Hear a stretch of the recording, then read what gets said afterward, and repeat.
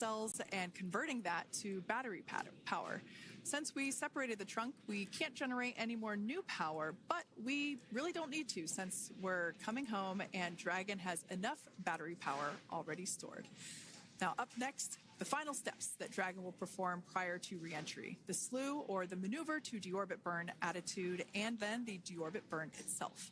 This deorbit burn is the last time that the forward Dracos, which are the 4 thrusters located on top of the deorbit burn, will place Dragon on a precise trajectory to return to the splashdown zone off the coast of Florida, off the coast of Tallahassee, Florida, and that will last about 7.5 minutes once it starts. And so deorbit burn is targeted for 2:11 p.m. Central Time, so about 2 minutes from now. As we mentioned, it's going to last about 7.5 minutes, again, helping to get Dragon into the precise trajectory to ensure that splashdown occurs in the area that was calculated and where the recovery team is already in place, ready to support splashdown operations today. The recovery vessel Megan is the ship that is going to be utilized today, and we also have what is called fast boats that go out first to check the spacecraft and make sure everything is looking good before the recovery vessel Megan approaches. So that whole recovery process takes about an hour, I would say, from the time the crew splashes down to the time they're on the boat and the crew gets out of the capsule. And we'll continue to bring you live coverage through every step of the way today as Crew-9 returns home. Indeed. Now, let's take a little bit of a closer look at Dragon. One of the great things about being close to the space station is that we can use space station cameras to look at Dragon. But now that Dragon is on its way home, we don't have those external cameras. So here's an animation of what the capsule looks like. We've got the pressurized section, the capsule on the top, and the trunk, or the unpressurized section, on the bottom. That's where those solar panels that we manufacture in-house are located, soaking up the energy from the sun and turning it into power for the capsule. At the very top of the capsule is the nose cone. That is where the Dracos, the forward Dracos, are located. That nose cone is currently open, not closed like we saw in that animation. Once we get through the final maneuverings for the re-entry phase, we will close the nose cone capsule just before Dragon begins its atmospheric entry to protect that forward hatch there located along with those forward Dracos. So go ahead. That's right. I was going to mention that the nose cone does open shortly after launch, and it remains open the entire time that Dragon is docked to the International Space Station. So as an example for this particular spacecraft, Freedom, since September when it docked to the International Space Station, remains open that entire time, and here shortly it will close for the very first time since September. So quick recap of what Dragon has done in recent history here. We basically began preparations for re-entry known as the deorbit sequence. So Dragon released the trunk. As we said before, we separated the claw, we released the trunk. It next will slew to the deorbit burn attitude. Slew basically meaning maneuver, so it will position itself correctly to execute that deorbit burn. We want the heat shield side to be facing forward, or first, if you will. We want that to be the leading edge of the Dragon capsule, as that heat shield is meant to basically be an ablative material for the heat that it will incur. Once we complete that deorbit burn attitude slew, we will initiate the deorbit burn itself. That will last for several minutes, expecting that to be to start here any moment now, actually, and then it will go until about 2:18 p.m. Pacific time or 5:18 p.m. Eastern time. And I did hear confirmation that that deorbit burn is underway. As we mentioned, it's about a 7.5-minute burn. So within the last 10 minutes, Dragon has jettisoned its trunk and initiated the deorbit burn just seconds ago. As mentioned earlier, for those operations, NASA and SpaceX closely coordinate with the United States Coast Guard to establish a safety zone to ensure public safety and for the safety of those involved in the recovery operations, as well as the crew on board the returning spacecraft. Multiple notices are issued to the mariners in advance of and during recovery operations, and Coast Guard patrol boats are deployed to discourage boaters from entering the splashdown zones. So we do want to stress to the public the need to respect this safety zone. Recovering a spacecraft from the water is a hazardous operation, and any other boats interfering increases the risk to not only the astronauts in Dragon, but the teams working to recover them from the water and the safety of those that may come too close. So for the safety of the crew, which you see there on your screen, your safety, we recommend you sit back and watch as we'll continue to bring you the best possible views of our astronauts' homecoming. Yeah, as I mentioned earlier, this deorbit burn is the last time that we will utilize our 4 forward Draco thrusters. Forward basically meaning at the top of the Dragon capsule. Dragon Freedom has not yet entered the Earth's atmosphere. This deorbit burn is what will line the vehicle up and put it on its final trajectory to the landing site right off the coast of Tallahassee, Florida. So basically, it is the last burn that the Dragon spacecraft executes and is what really locks it in for that precise landing. As you can see on your screen right now, Nick, Suni, Butch, and Alexander are using their screens to keep tabs on the burn duration, the Draco firings, and trajectory details such as entry angle, spacecraft perigee, and how much distance remains until deorbit burn termination. As I mentioned earlier, Dragon is flying itself. So all the crew has to do is stay strapped into their seats and keep tabs on things. Although I must say, if I had one of those window seats, it would be pretty difficult to restrain myself. Now, with Nick, Suni, Butch, and Alexander ready to deorbit and splash down back on Earth, they will be heading to one of 8 targeted sites supported by SpaceX and NASA. All of these sites are located off the coast of Florida, either in the Gulf of America or the Atlantic Ocean. Spreading the supported sites across multiple locations helps maximize the return opportunities for this mission and future crews, lowering the chance that we'll have to wave off due to bad weather. For those of you following along, you'll know that today's splashdown marks our final Dragon recovery on the East Coast. After 6 great years of successful recovery operations off the East Coast, we'll be moving all Dragon recovery operations back to the West Coast. And as always, NASA and SpaceX jointly select our splashdown location. And for today, the prime recovery site is off the coast of Tallahassee, Florida. The selection process works with a lot of different variables, including the space station's orbital trajectory or path that it follows, what landing sites are available and have favorable weather, how much free flight capability Dragon has for the trip home, and the sleep schedules for the returning crew members, as well as, of course, the big one, the weather. We'll start with calculating daily return options based off of the space station's current orbit and Dragon's capabilities to maneuver and line up for reentry. The time from undock to landing at the primary site can vary from less than 6 hours to more than 39.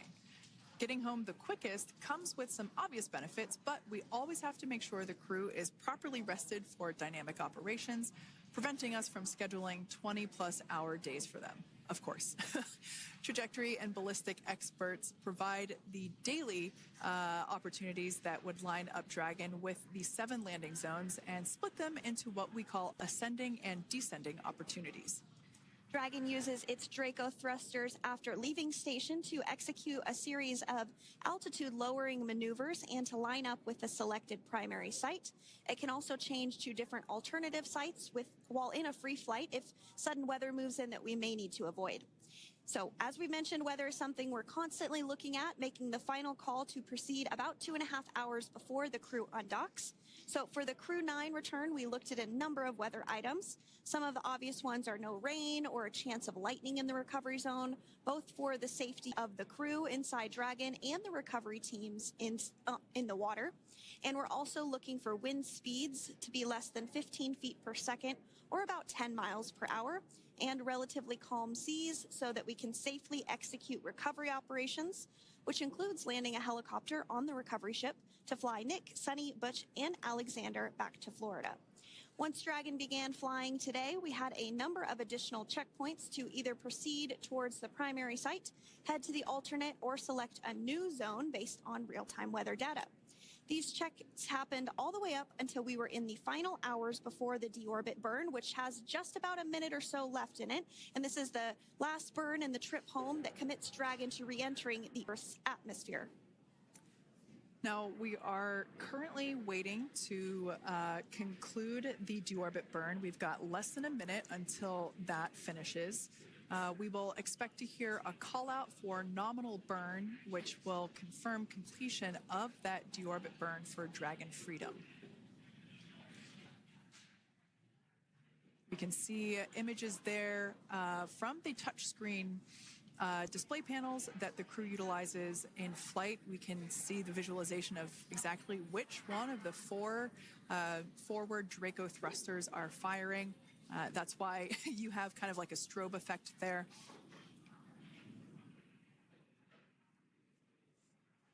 And if you're just joining us, you are looking at live views of the Dragon Freedom. On your left is Commander of Crew-9, Nick Hague. To his right is Roscosmos cosmonaut Alexander Grabenkin. And also in Gorbanov, excuse me, that is Alexander Gorbanov.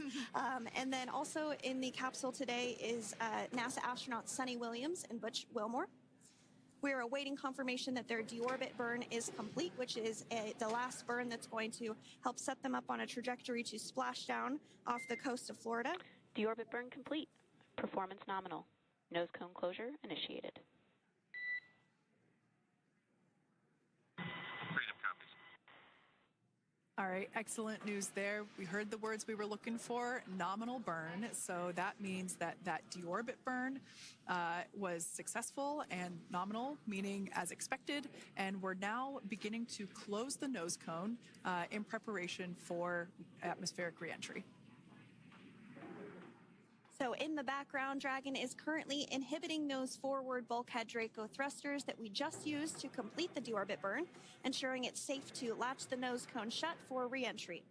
Also, the vehicle has initiated the nitrox suit purge, which will help keep Nick, Suni, Butch, and Alexander cool and comfortable during reentry, which is coming up in about 20 minutes from now. At this point, the nose cone is closing and protecting the forward hatch for reentry, and the crew are using their screens to continue to monitor the locking of the nose cone, which is done by a set of hooks. And as we mentioned earlier, that nose cone has been open since September, so this is the first time it's closing in a few months. Yeah, that's absolutely right.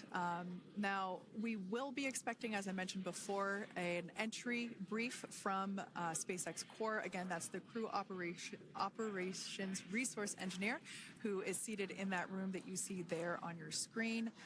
That entry brief will provide updated times for anticipated splashdown as well as the loss of signal or period of LOS. That briefing will also give us information such as wind speed and wave height at the expected splashdown location. But all in all, everything has been great today. All events have been executed on time as expected, and we are looking forward to a splashdown of the Crew-9 crew at about 5:57 p.m. Eastern Time or 2:57 p.m. Pacific Time. Between now and then, things are going to start moving quite quickly. In fact, if anything, this will have seemed like the slower part of the reentry phase. We're going to go through, like I said, that period of loss of signal or LOS. That period is a few minutes long where we are unable to communicate or command the capsule due to the plasma that builds up on the exterior of the capsule. Period, like I said, lasts for a couple minutes. You will start to hear SpaceX Core hail the Crew-9 crew a little bit earlier than expected because we, in the past, have actually regained communications a couple minutes earlier than initially anticipated. So we'll go through that period of loss of signal, that entry period, that specifically when the Dragon spacecraft is re-entering through the atmosphere. Approximately at about 18,000 feet when the capsule is traveling at 350 miles per hour. We will see our first views of parachutes for the day. It's one of my favorite moments of return sequences is when we get to see the drogue parachutes. We'll see the drogues come out. Those drogues will help slow the vehicle down to about 119 miles per hour. And then that is when the main parachutes will come out from the Dragon spacecraft and then ultimately end in splashdown. And we are hearing confirmation that the nose cone is closed and everything was nominal or as expected with that closure. So as we begin the second half of entry, Dragon is now beginning to inject cooled nitrox into the air being delivered to the spacesuits worn by Nick, Suni, Butch, and Alexander. Again, this is what will allow the crew to remain comfortable while external temperatures reach 3,500 degrees Fahrenheit as they re-enter the Earth's atmosphere. So the heat shield is pointing forward, leading Dragon to the landing site. Yeah.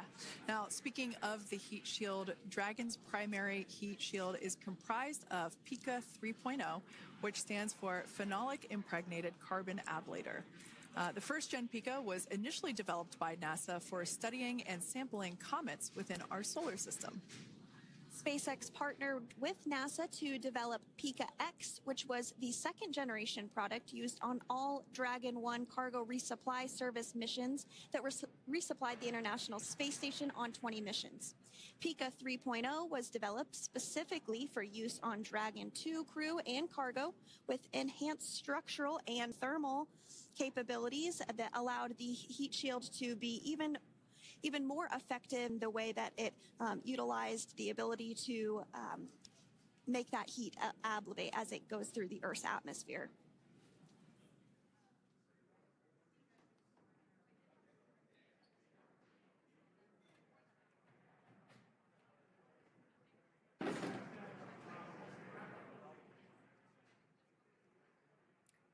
The remainder of Dragon is composed primarily of a SpaceX proprietary ablative material. It's another class of thermal protection which is lighter weight versus PICA and protects the underlying composite structure during reentry to ensure the structural capabilities are maintained.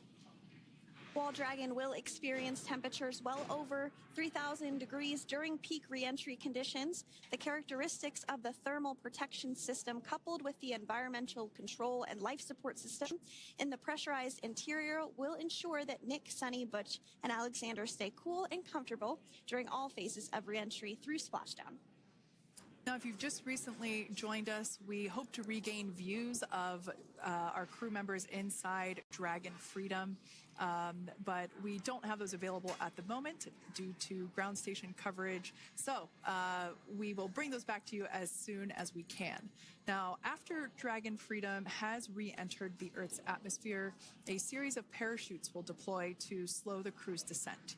First will be the 2 drogue parachutes, followed by the 4 main parachutes, and those will guide Dragon to its first contact with Earth since it launched back in September.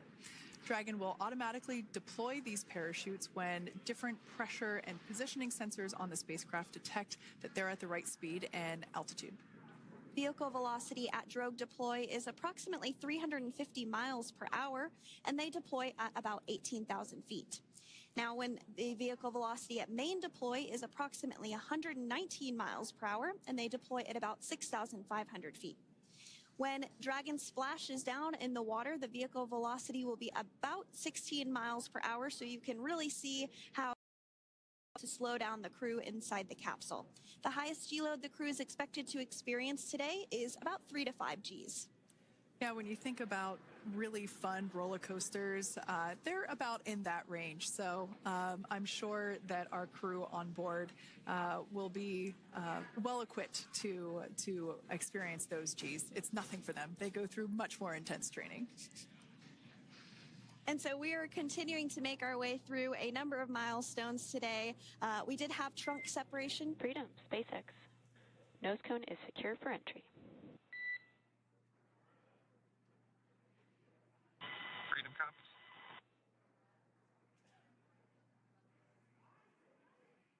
All right, great news there. That tells us that the final physical configuration change for Dragon is complete. We have closed that nose cone. This is the last physical change that Dragon undergoes prior to re-entering the Earth's atmosphere.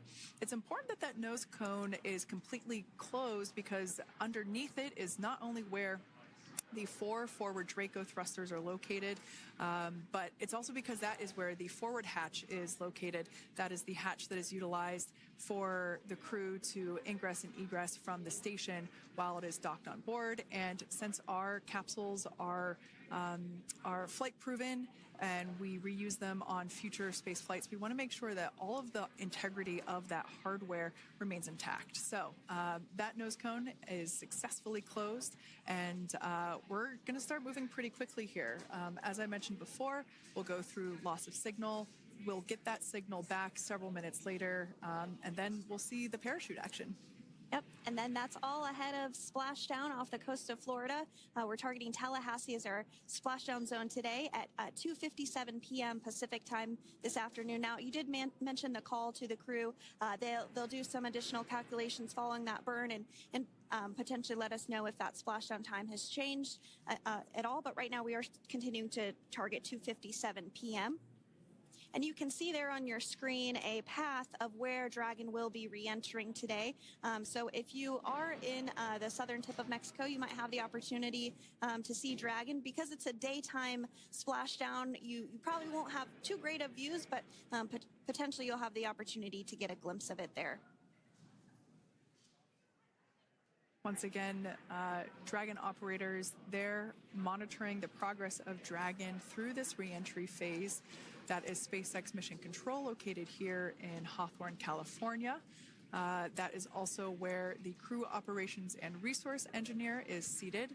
That person is the voice that we have heard multiple times and will continue to hear as the primary point of contact to the crew on board Dragon Freedom. We will also hear the voice of Commander Nick Hague. Basically, after we hear the Corps communicate something, we will hear Nick Hague indicate that they copy, that they heard the message well, some sort of recognition that the message was received. And if you joined us yesterday for our coverage during the undocking, we were communicating through something that's called a big loop. We do that when we're in integrated operations with the International Freedom, SpaceX, for entry sequence. Report when ready to copy. Ready to copy. All right, I've got some updated times for you. Our comm blackout start time is 2144. Our comm blackout end time is 2151, and our splashdown time is the same per your displays, 2157.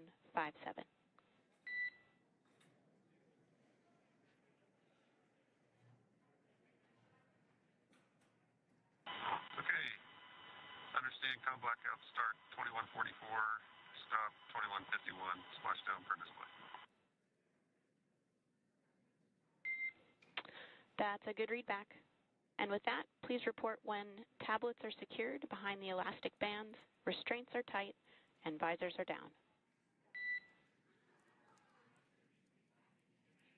And copy, welcome.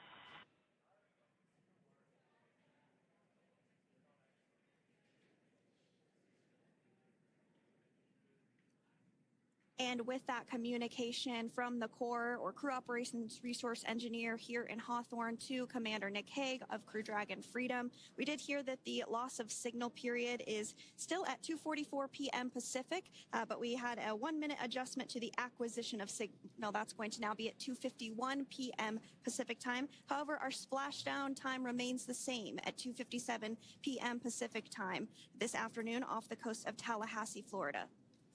So all good news there as Dragon continues to make its way home with the Crew-9 crew. As we've mentioned before, we are splashing down on the Gulf Coast. We have ability to splash down on either side of Florida, but the location site just outside of Tallahassee, Florida, is the site that was selected today due to best recovery conditions. And as Sandra mentioned before, weather is always a watch item, but everything is looking great for that particular recovery location. So I'm sure once we start getting views from the recovery vessel, I have a feeling it's going to be a pretty beautiful afternoon. I did mention that, of course, this is a daylight splashdown, so we should be getting some great views. We do have a couple of spacecraft called the WB-57, which are high-altitude planes that NASA utilizes during splashdown operations. Those are en route and going to be tracking the capsule as it makes its way through the atmosphere and should be providing some good views for us. Kate and I were just chatting about how we haven't had a daytime splashdown in a little while, so we're looking forward to the views along with you. Yeah. Nighttime views are also great because we can see that capsule streaking through the night sky quite brightly. So like Sandra, you said earlier, daylight will be a little bit less bright, but we will definitely be able to see the SpaceX recovery team operations much clearer. I also imagine it's probably a little bit easier for the team themselves to do their work in daytime than at nighttime. We'll see them rush in really quickly with a couple of fast boats as they begin the initial safety checks and sweeps of the Dragon capsule, while also retrieving the parachutes from the surface of the ocean. The recovery vessel, the main recovery vessel, will continue to make its way closer to the Dragon capsule. It is stationed a couple miles away from the actual recovery location, the splashdown location, for obvious safety purposes. So it takes a little while for that vessel to make its way over, but once it's closer, we'll have even better views of those recovery operations. And you may be wondering why sometimes we splash down in the daytime versus the nighttime. And believe me, we would all love for these operations to happen during regular daytime working hours. But unfortunately, orbital mechanics just doesn't quite work out that way. So it has to deal with the location of the International Space Station, as well as where the splashdown zone is on Earth and that trajectory, as well as the phasing. So as we mentioned earlier, sometimes we have phasing as short as 6 hours, sometimes in excess of 30 plus hours. It just depends on where the targeted area is that the capsule is going to splash down. So today's phasing has been 17 hours since undocking occurred at 10:05 p.m. Pacific yesterday evening for us here in Hawthorne. Early wee hours for folks on the East Coast and other areas of the United States. Yeah, but regardless of whether it's daytime or nighttime, the SpaceX recovery team has trained and practiced and rehearsed for it all. So regardless of daylight, they are really efficient with those operations. And but like you said, Sandra, it has been a minute since we have seen a daytime splashdown on a NASA SpaceX Crew mission. The last daytime recovery was on Crew-9, which was the debut flight for the capsule flying today, the spacecraft known as Dragon Freedom. And so, yeah, kind of a fun fact there in terms of the timing of that daylight splashdowns. Once again, standing by for more communication with the crew. The next event that we have coming up is the start of that period known as loss of signal. That is the period still expected at 2:44 p.m. Pacific time. This lasts for several minutes while the capsule is making its way through the Earth's atmosphere. The heat shield located at the bottom of the capsule really doing all the work at that point in time in terms of using the atmosphere to slow the capsule down from its orbital speeds of 17,500 miles per hour. Our tablets are secure, restraints are tight, and visors down. We are configured for entry. Freedom, I copied. Tablets are secured, restraints are tight, and visors down.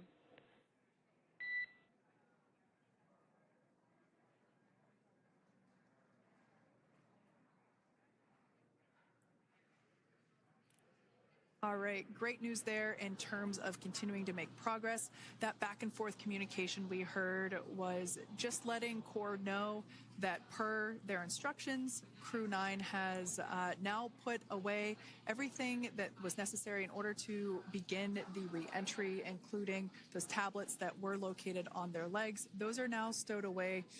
They've tightened that safety harness that we see there, and the visors are now down. So with all being said, let's take a minute to meet our returning crew. U.S. Space Force Colonel Nick Hague is your Crew-9 commander. He was selected by NASA as an astronaut in 2013. This was his second spaceflight to the International Space Station and third launch overall. He spent 171 days in space with Crew-9 and has a career total of 374 days in space. During his mission, he completed a spacewalk with astronaut Suni Williams. That was his fourth spacewalk, earning him a career total of 25 hours, 56 minutes of spacewalking time. Before Crew-9, Hague previously served as a crew member of Expedition 59 and 60 back in 2019. He flew with Alexei Ovchinin and NASA's Christina Cook. So this is his second time sharing the space station with Ovchinin. The Kansas native is a test pilot and distinguished graduate of the United States Air Force Academy. Nick spent 5 months in Iraq in support of Operation Iraqi Freedom. He voluntarily transferred from the United States Air Force to U.S. Space Force in 2021 and is an active colonel. His wife, Katie, is a retired U.S. Air Force colonel, and they have 2 sons. NASA astronaut Suni Williams is a mission specialist for Crew-9. This was her third visit to the International Space Station. She originally launched aboard Boeing's Starliner spacecraft and arrived at the space station on June 6th. Following the agency's decision to return Starliner uncrewed, she became an Expedition 71 and 72 crew member, where she logged 286 days in space on this mission. But Suni has a total of 608 days in space, the second most time in space by a U.S. astronaut. 5 minutes until predicted comm blackout. We'll see you on the other side at 21:51.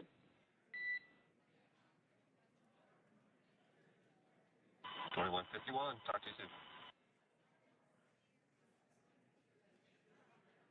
And with that call out from the Crew Operations Resource Engineer to Commander Nick Hague, letting them know that everything is looking good ahead of the loss of signal period. We will see the crew on the other side of the loss of signal period at 2:51 p.m. Pacific time this afternoon. Continuing on about Suni Williams, who has a total of 608 days in space, the second most time in space by a U.S. astronaut. Former NASA astronaut Peggy Whitson actually ranks first for the U.S. with 675 days in space. Suni conducted 2 spacewalks and has completed 9 over the course of her career for a total of 62 hours, 6 minutes of spacewalking time. She ranks 4th on the list of cumulative time spacewalking by a female astronaut, and she has flown on 4 different spacecraft types, including the Space Shuttle, Soyuz, Starliner, and now Dragon. Previously, she served on Expedition 14 and 15 in 2006 and 2007, and again with Expedition 32 and 33 in 2012. She's a retired U.S. Navy captain and is a proud graduate of the U.S. Naval Academy and was the first astronaut to run a marathon in space. Pretty awesome stuff. Now, NASA astronaut Butch Wilmore is also serving as a mission specialist today. This is his 3rd spaceflight and, just like Suni, logged 286 days in space. He conducted 1 spacewalk and completed 5 over the course of his career, earning him a total spacewalking time of 21 hours and 2 minutes. He's flown on 4 different spacecraft types throughout his career: the Space Shuttle, Soyuz, Starliner, and now Dragon. Previously, the Mount Juliet, Tennessee native served on STS-129 in 2009 and Expedition 41 and 42 from 2014 to 2015. Wilmore is also a retired captain in the U.S. Navy. Next up is Alexander Gorbunov, who is a 3rd mission specialist serving on today's mission. Crew-9 was his first space flight to the space station, earning him a total of 171 days in space over the course of his career. Gorbanoff, along with Nick Hague, saw the arrival of 4 visiting vehicles and saw the departure of 4 as well. The duo orbited the Earth more than 2,700 times since September. Before his cosmonaut selection in 2018, Gorbanoff worked as an engineer for a rocket space corporation and helped support cargo spacecraft launches from the Baikonur Cosmodrome in Kazakhstan.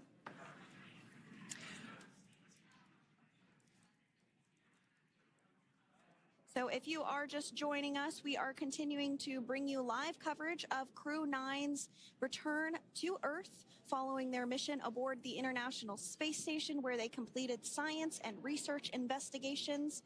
We are targeting splashdown off the coast of Florida at 2:57 p.m. Pacific time. The next major milestone that we'll look ahead towards is what we call loss of signal, or LOS, when we won't have communications with the crew because they will be re-entering the Earth's atmosphere. And during this process, there is plasma that builds up around that heat shield, so we are not able to communicate with the crew, but we are anticipating to regain communications with the crew at a short time from now at 2:51 p.m. Pacific time today. As we said before, everything continues to look good for the return of the Crew-9 team. We are about to go into that period of loss of signal. Once we get views of the crew inside the capsule, once again, we will be sure to bring those to you. But that period of time is when plasma is building up on the exterior of the capsule, generating heat in excess of 3,500 degrees Fahrenheit. So we are unable to communicate or command the spacecraft at that time.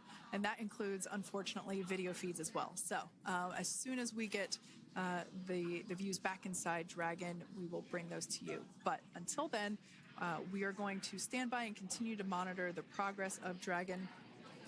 Like Sandra just said, we are anticipating the blackout period to begin at 2:51 p.m. Pacific time, 5:51 p.m. Eastern time.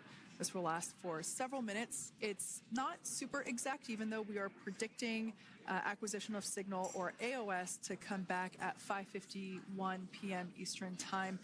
In the past, we have regained communication sometimes a little bit earlier than that, so we'll probably start to hear Core begin to hail Crew Dragon a minute or two prior to that anticipated acquisition of signal.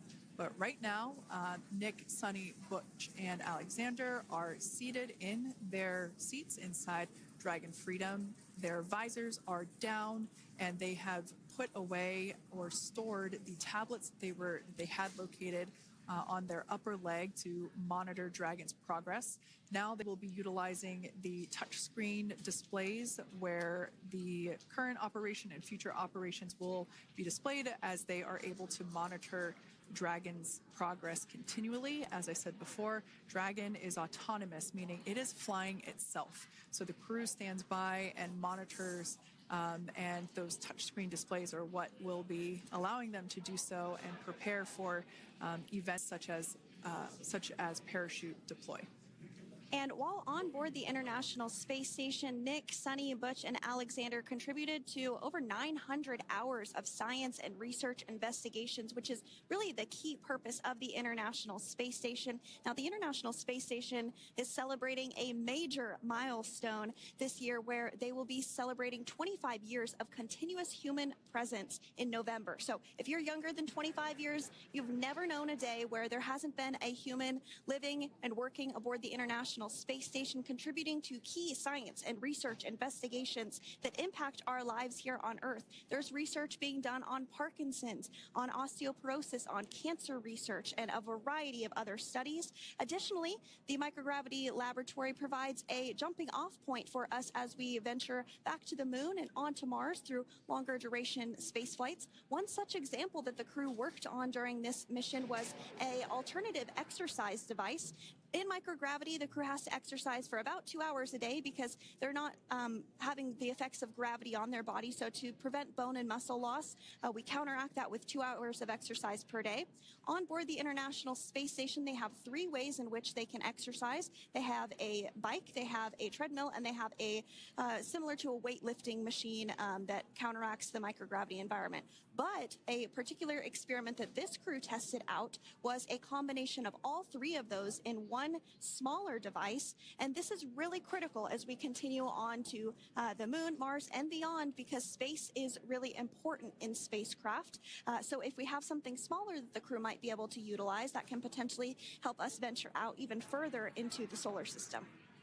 So science is really the name of the game when it comes to the International Space Station. Some of the other science highlights that took place during this increment that are particularly interesting to me was we had the first wooden satellite that was deployed.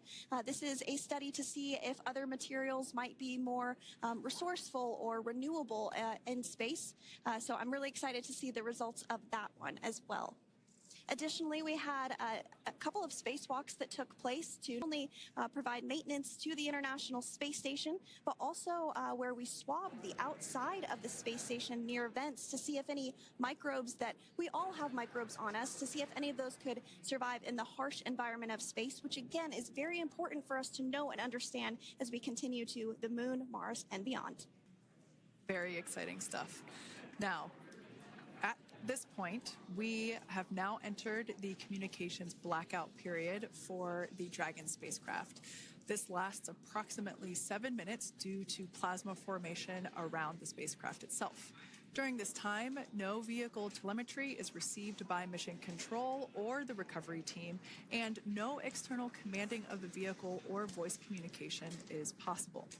But as a reminder, Dragon is designed to fly itself. During reentry, the vehicle will be slowing down from orbital velocity, which is approximately 17,500 miles per hour. The top temperature that Dragon will experience upon reentry is 3,500 degrees Fahrenheit. This blackout period, as I said before, we expect it to last about 7 minutes today, concluding at 5:51 p.m. Eastern Time or 2:51 p.m. Pacific Time. We right there have our first view of Dragon Freedom coming home to Earth. And that view is from the WB-57, which is one of NASA's high-altitude planes that is tracking.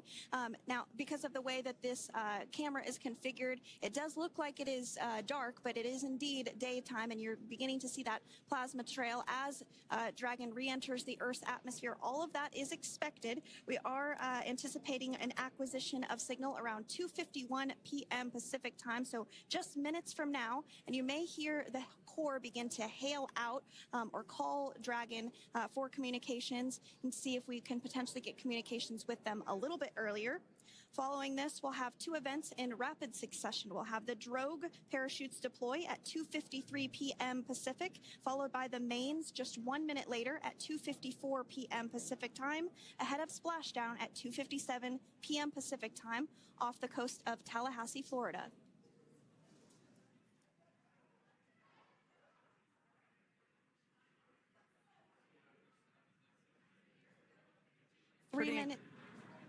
Pretty incredible views of the Dragon spacecraft making its way home back to planet Earth with the Crew-9 astronauts on board. Once again, this view is coming from the WB-57 plane. That heat shield we can see doing magnificent work as it works to Freedom, SpaceX, Comcheck.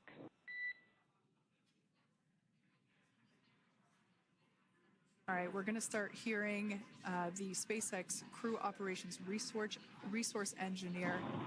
SpaceX Freedom is with you. 4.6 speed. Enjoying the ride. Copy that, Freedom. Great news there from Commander Nick Hague reporting back. We see a healthy flight computer. Expect automated chute deployment. Freedom copies. I said before, things moving very quickly as Dragon Freedom makes its way home. Next event coming up will be deployment of the drogue parachutes. This occurs around 18,000 feet. GPS has converged. Expect nominal altitude for drogue chute deployment.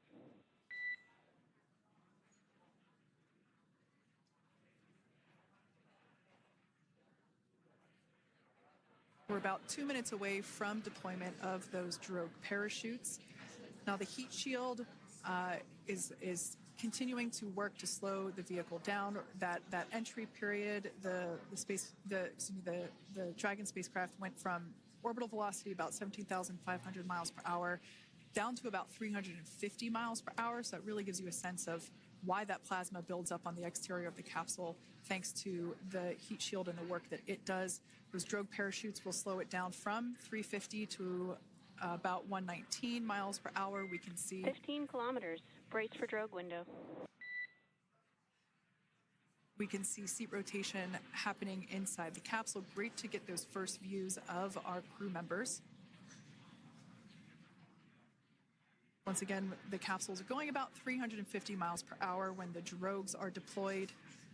Those drogue parachutes that we manufacture here in-house are going to slow the spacecraft down to 119 miles per hour. And that is when we will see the main parachutes deploy, and that occurs about 6,000 feet above the ocean's surface. And we are expecting drogue deployment at 2:53 p.m. Pacific, so we should see it any second now. And there you are getting a great view of Crew-9 inside Dragon Freedom as it returns back to Earth. We are awaiting the drogue deploys. This view coming from the WB-57 high altitude plane. And there you see it on your screen, drogue deployment. Drogue descent rate nominal. You can hear the crowd here. Visual on 2 healthy drogues. The crowd here very excited as Dragon Freedom continues to make its way back to planet Earth.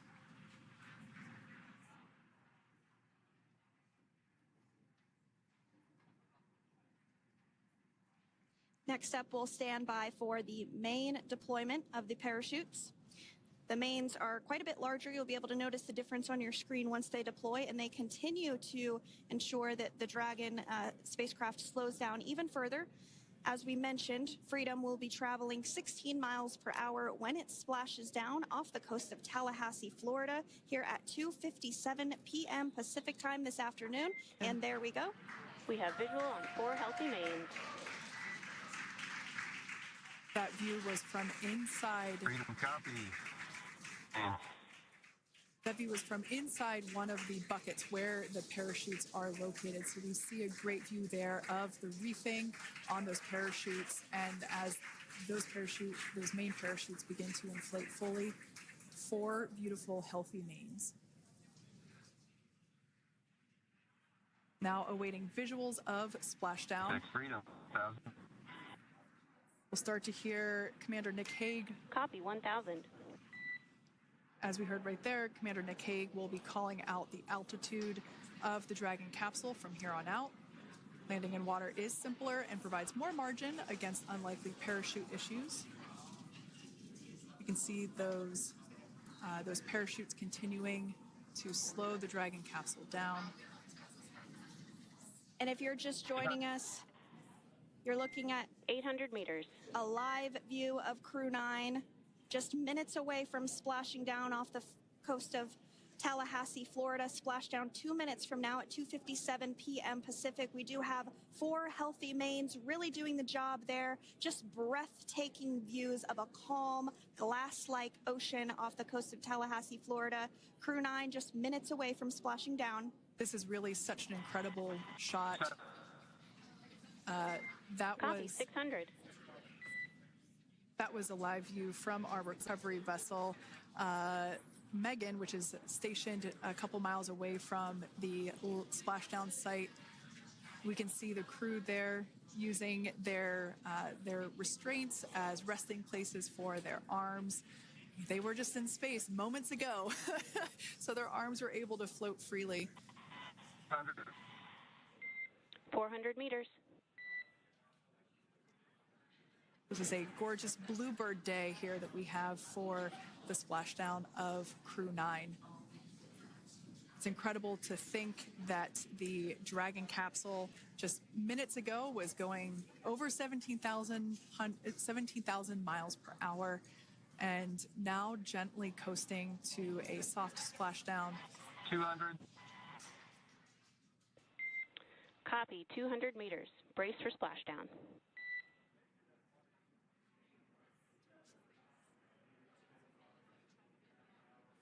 As you can see there on your screen, continuing to monitor progress of the Dragon spacecraft. And we're going to stand by for splashdown located in the Gulf of America off the coast of Tallahassee, Florida.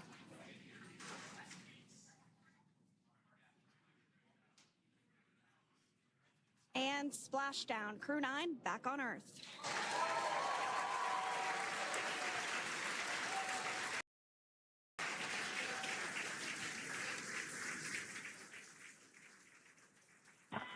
And SpaceX Freedom, splashdown. Good main release. Copy, splashdown. We see main chutes cut. Nick, Alex, Butch, Suni, on behalf of SpaceX, welcome home.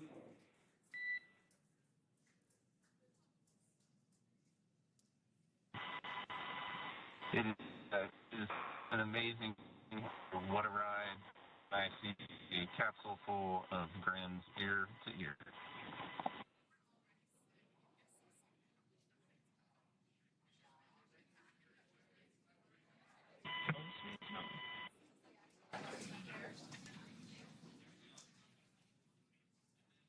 And as you can see on your screen, we have visual confirmation of splashdown. Dragon Freedom has returned home, and NASA astronauts. System safety verifications are in progress. We'll report back when recovery personnel are en route.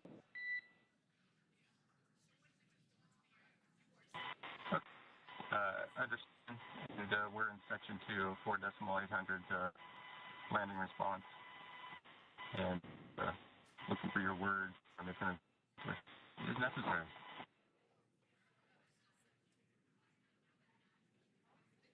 In the distance, we can see the recovery vessel making its way. Copy, you're in section 2 for the environmental assessment in 4.800. That is not necessary today. Understand. Raising button. So we will continue to have communications between the Corps and Nick Hague, the commander of Crew Dragon Freedom, which just splashed down 2 minutes ago off the coast of Tallahassee, Florida. Dragon Freedom has returned home with NASA astronauts Nick Hague, Suni Williams, Butch Wilmore, and Roscosmos cosmonaut Alexander Gorbunoff. They're back on Earth after approximately 17 hours of a return journey from space. The SpaceX recovery ship and team have been waiting for Dragon's splashdown, and they will now make their way to the splashdown location. The teams have been ready and waiting about 3 nautical miles away, so it's going to take them about 30 minutes or so to make their way to SpaceX Freedom. Pretty sure we're in stable 1. Copy, stable 1. We see the same. It's going to take about 30 minutes for the recovery team to make their way over to Nick, Suni, Butch, and Alexander, who are still seated, secured inside that Dragon spacecraft there on your screen. Incredible views there of that thermal protection system, or TPS. That Dragon capsule was pristine, white color before it departed the station, and we can see how the reentry phase, the thermal protection system did its job. Now, if you're wondering what that hole, that like bucket area is, that is underneath the side hatch. That is where the main parachutes were stored. So when we saw the Dragon capsule docked at station, it looked very different. The panel that protects and covers the main parachutes, that was still intact, as well as the panels that enclose where the drogue parachutes are located. We can see those fast Freedom. boats. SpaceX is go for recovery personnel to approach. Expect personnel alongside in the next few minutes. Freedom copies. We can see those fast boats. We weren't kidding when we said they were fast. While it does take about 30 minutes for the main recovery vessel to make its way over to the capsule, these fast boats will be doing a couple of things simultaneously. A couple of them are going to be working to retrieve the parachutes that you see in the background there of this drone shot. Those parachutes will be retrieved from the ocean surface. We want to make sure we are able to pull those out. The recovery vessel there closest to the spacecraft is going to be performing some safety checks. We can see there they're using an instrument that is basically working to detect if there are any hypergolic vapors or fumes that are still residing in and or around the Draco thruster nozzles or outlets. The hypergolic fuel, which is necessary for on-orbit burns to maneuver the spacecraft. Unfortunately, those hypergolics are unable to be breathed. They are toxic, and so this team here is doing those initial safety checks to make sure that it is safe for the rest of the recovery team to approach the spacecraft. They're also checking to make sure that any residuals from the pyros are safe and are not going to cause any issues. We can see the team working around the spacecraft to do these basically these sniff tests on all of those Draco thrusters. And as we continue to await the recovery of our Dragon spacecraft with NASA astronauts Nick Hague, Suni Williams, Butch Wilmore, and Roscosmos cosmonaut Alexander Gorbanov inside, Dragon has autonomously completed several steps to safe itself following splashdown. We are continuing to see Dragon in what is known as stable 1 configuration. That's kind of the ideal configuration following splashdown. It's upright, and the Dragon capsule's in the right configuration for it to be hoisted into the recovery vessel Megan, which you do see a little ways off in your screen approaching. Dragon will continue to remain live on air with you through that recovery process, all the way through the point where the crew is extracted from the Dragon spacecraft. Now, if you are just joining us, the mission has gone smoothly so far. Dragon successfully splashed down off the coast of Tallahassee, Florida at 2:57 p.m. Pacific, 5:57 p.m. Eastern Time this afternoon. Approximately 17 hours prior to splashdown, Dragon autonomously undocked from the International Space Station, completed a series of departure burns, jettisoned its trunk section, and performed its final burn, the deorbit burn. This placed the Dragon spacecraft on a trajectory toward Tallahassee, Florida. Dragon successfully re-entered the Earth's atmosphere, followed by deployment of its parachutes to slow the spacecraft down to a gentle splashdown. We're now going to follow the Freedom. Hypergol sweeps and unfired ordnance checks are nominal. Rigging is in progress. Approximately 25 minutes until capsule lift. Stand by for PMC with SpaceX flight surgeon.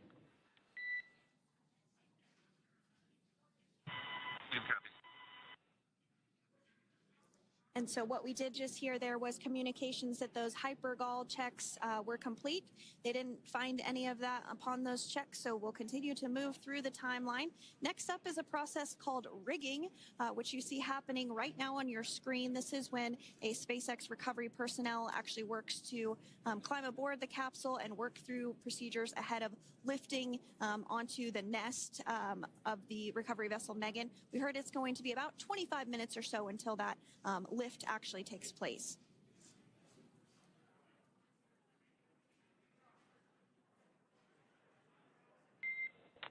Okay, Freedom, the next call will be from the SpaceX flight surgeon on Dragon to Ground Private. Understand. Thank you. callouts there indicating that the crew will have the opportunity to do a quick check-in with the SpaceX flight surgeon. This is standard procedure for every Dragon spacecraft when it returns to Earth. It's just an initial check-in, make sure everybody is doing okay. They will also have another check-in with the flight surgeon once they are on board that recovery vessel that you see there in the background. We can now see that SpaceX recovery team member. They're on top of the Dragon spacecraft. They are going to be working to install plugs in the Draco thrusters to ensure that none of those, and to ensure that no more hypergolic fumes or vapors come out from the spacecraft. They'll also place harnessing around the spacecraft that are required in order to lift it out of the water. Go ahead, Sandra. Continuing to get some views of the recovery personnel, both the main recovery vessel, Megan, as well as some of those fast boats that we've discussed previously. It looks like just a beautiful day there out off the coast of Tallahassee, Florida. Weather was pristine. We were able to get undocked from the International Space Station as expected at 10:05 p.m. Pacific time yesterday evening, and Crew Dragon has since completed steps ahead of its splashdown at 2:57 p.m. Pacific, and we're now stepping through procedures to get Dragon hoisted up onto the Megan recovery vessel and get the crew extracted out of the spacecraft. And you did see some of the parachutes that were near the spacecraft. Upon detection of landing, Dragon automatically releases those main parachutes to prevent wind from pulling the spacecraft. Dragon then automatically safes any pyrotechnics that may still be present on the vehicle and may automatically perform additional minor system reconfigurations. The astronauts will remain seated and in their suits at this point, but the onboard air conditioning keeps things temperature controlled inside the spacecraft so the crew remains comfortable, and the communication systems. Freedom, SpaceX, ComCheck. SpaceX, this is Freedom. We have loud and clear. Copy that, Freedom. Have you loud and clear as well, and Dragon to ground is no longer private. Understand, thank you. As we saw there on the screen, we have a couple of fast boats in the recovery fleet that have quickly moved into the splashdown location. They are being followed by one of the main recovery vessels, which will move into position upwind of the spacecraft. The two fast boats have very specific roles. Excuse me. The first approach is focused on immediate safety inspection, as we saw. They do this for spacecraft integrity and checking for any presence of those hypergolic propellant vapors. And this ensures that it is safe for the recovery vessel to approach Dragon. Once Dragon is cleared for full approach, as we heard is the case today, the team begins rigging the spacecraft for water recovery by the recovery ship. The second fast boat is responsible for parachute recovery and also serves as a redundant boat to the first one that makes the initial approach to the Dragon spacecraft. As we saw a little bit earlier, we were also able to see one of the recovery team members get on a jet ski to help gather up the parachutes that were automatically detached from the Dragon spacecraft upon splashdown. And it will take a little over 10 minutes for the recovery crew to complete their safety checks. Once complete, the team will begin preparing Dragon to be lifted, and as you see, they are preparing for that to take place at this point. As part of the preparation for this lift, one member of the recovery team has climbed on top of the spacecraft already so they can attach Dragon's hoist rings and connect to the lifting lines. It will take us less than an hour to raise Dragon to the recovery boat and remove the crew from the spacecraft. After medical checkouts, the crew will return to land within 4 hours by helicopter. And if no additional medical assistance is needed, the crew will board a waiting NASA plane and depart for Houston.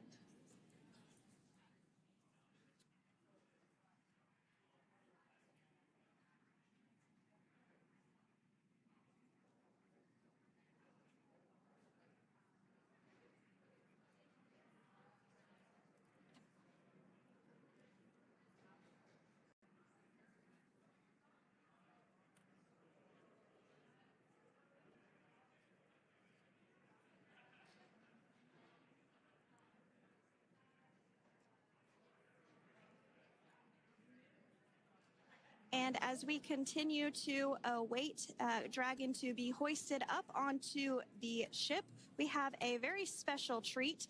NASA Public Affairs Officer Jaden Jennings, who is actually on the recovery vessel and had a bird's eye view of the splashdown today. Jaden, how are you? How was the view from the recovery vessel? Hi, Sandra. How do you hear me? I've got you loud and clear, Jaden. It's so great to hear you. Awesome. So splashdown, Sandra, was nothing short spectacular. We are transitioning the forward link. Comm will be unavailable for approximately 5 minutes. Freedom compass.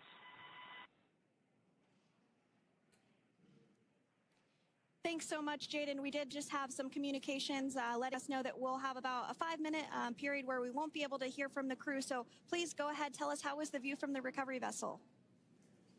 Absolutely. Yeah, I was mentioning earlier, splashdown was nothing short of spectacular. And we were stationed about 1.5 nautical miles away from the splashdown zone and had great visuals here on the recovery vessel Megan. We actually saw a little of the smoke trail as the spacecraft was coming in. And then moments later, we spotted those drogue chutes, and this was quickly followed by 4 healthy white and orange main parachutes. We then tracked Dragon all the way down as it slowly propelled into the ocean. And I think I speak for all of us on the ship when I say a new core memory was made today, and we are looking forward to having Crew-9 on board with us a little later. Jaden, that is amazing. Now, obviously, we are watching it here on camera, and the landing conditions look pretty good, but how was it from your perspective? What is the sea state out there? Absolutely. Absolutely. So we've had optimal conditions for splash, and today it is sunny and 63 degrees outside right now with clear skies, light winds, and calm seas. The sea looks absolutely beautiful right now, and light blue with the sun reflecting from it. And Kay, I think the crew's going to like what they feel weather-wise on this picture-perfect day for splashdown off the coast of Tallahassee. Thanks so much, Jaden. It certainly looks like a beautiful day. Can you tell us a little bit about the journey of the recovery forces to get to this point? Sure. So one unique aspect of this recovery was the onboard training on station conducted for Butch and Suni to ensure they were ready to return on a Dragon spacecraft. That training covered all aspects of their return, including nominal and contingency departures, deorbit burns, splashdown, and post-landing ops, which is what this team is preparing for now. As for the recovery teams themselves, we started the day taking a series of helicopters out to the vessel. And as standard, the recovery director and crew support teams were on that first helicopter out and took the time to get everything prepared on the ship. About 2 hours before splashdown, they deployed those fast boats and jet skis into the water. I was actually on the second helicopter out, and we were on the vessel about an hour and a half before splashdown and landed on top of the helicopter pad on the Megan. And the teams have been working diligently across their respective disciplines this week, executing what can only be described, in my point of view, as a logistical masterpiece, just ensuring every detail has been in place for Crew-9's return. That is such great news. I'm so glad that you're able there to experience it in person. Now, can you tell us a little bit about what's next to retrieve the crew for the recovery personnel on board? Yeah, Kate. So coming up next, Dragon will be hoisted into the on-deck translation system, or the nest, at the aft end of the ship, and then will be translated pretty quickly towards that egress platform. We'll perform another series of safety checks as final precautionary measures just to make sure there are no hypergolic vapors present before opening that side hatch. And then once that side hatch of the spacecraft is open, the crew will be assisted out of the capsule one by one from NASA and SpaceX. Freedom, SpaceX, comm check. Freedom's got you loud and clear. Thanks, Nick. I've got you loud and clear as well. We have completed our forward link transition.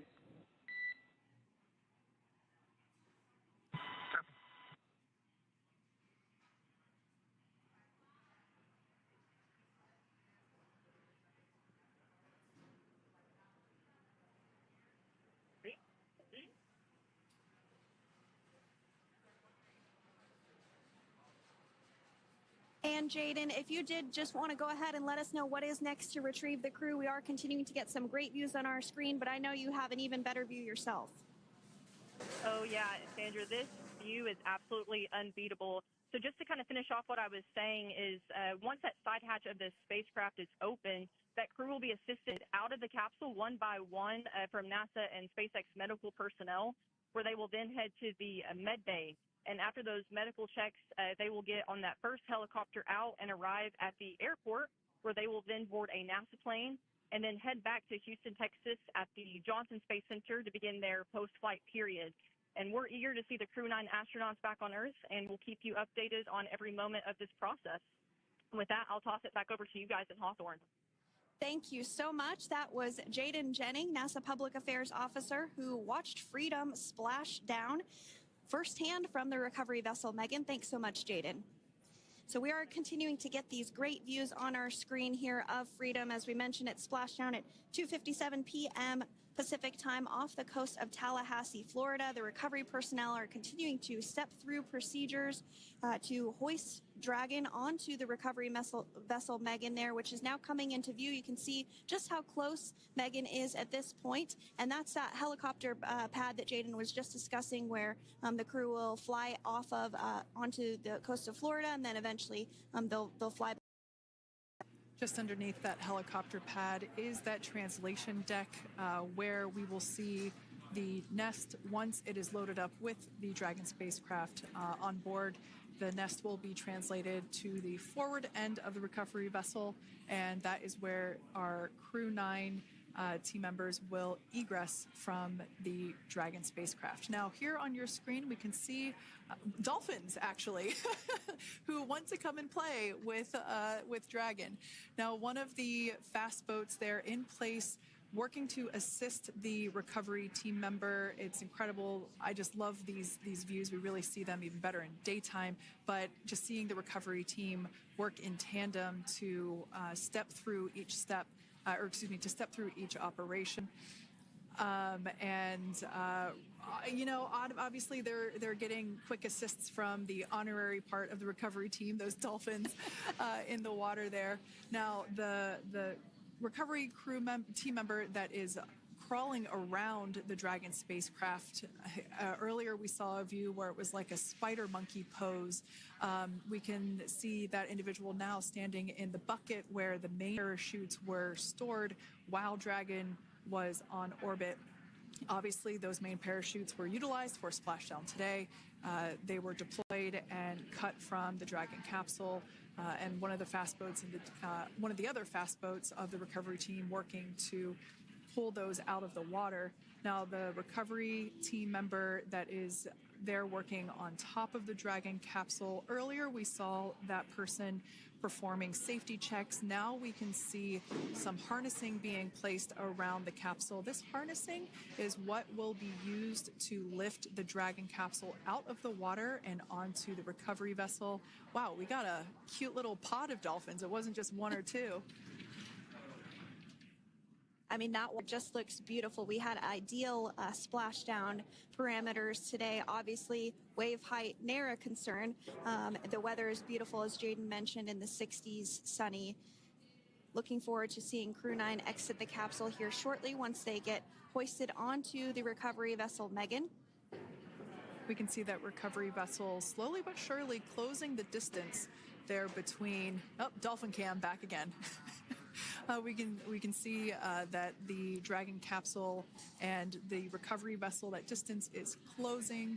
Again, this is just one more step as we continue to work recovery operations for Dragon Freedom, and we anticipate the lift of the Dragon capsule to occur here in just a few minutes.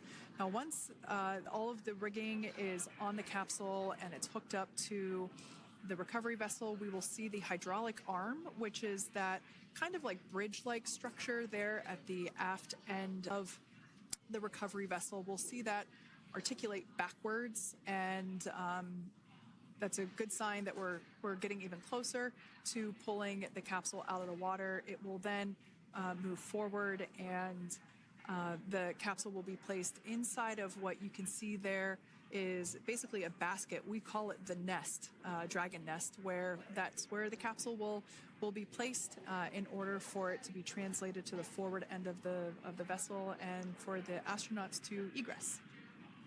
And before that does take place, we'll have potentially views of the rigger go ahead and jump off of the spacecraft there.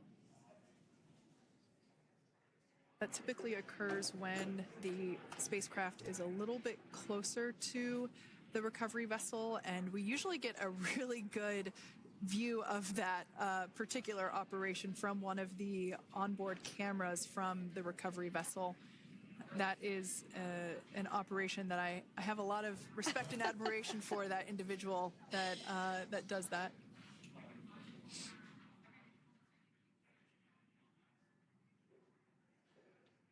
So again, Dragon continuing to get closer and closer to the recovery vessel, Megan.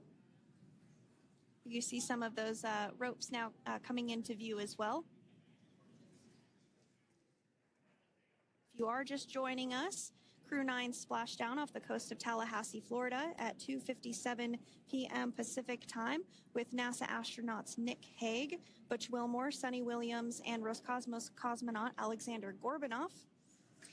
They're now working through procedures to hoist this spacecraft up onto the recovery vessel Megan. We just saw that hydraulic arm get lowered into the lifting position. That arm will be the mechanism that is utilized to lift Dragon up and out of the water and into the nest located there at the aft end of the recovery vessel. And the recovery vessel being used today is, as we mentioned multiple times, is named Megan, but that's actually after NASA astronaut Megan McArthur, who flew on Crew-2 a couple of years ago.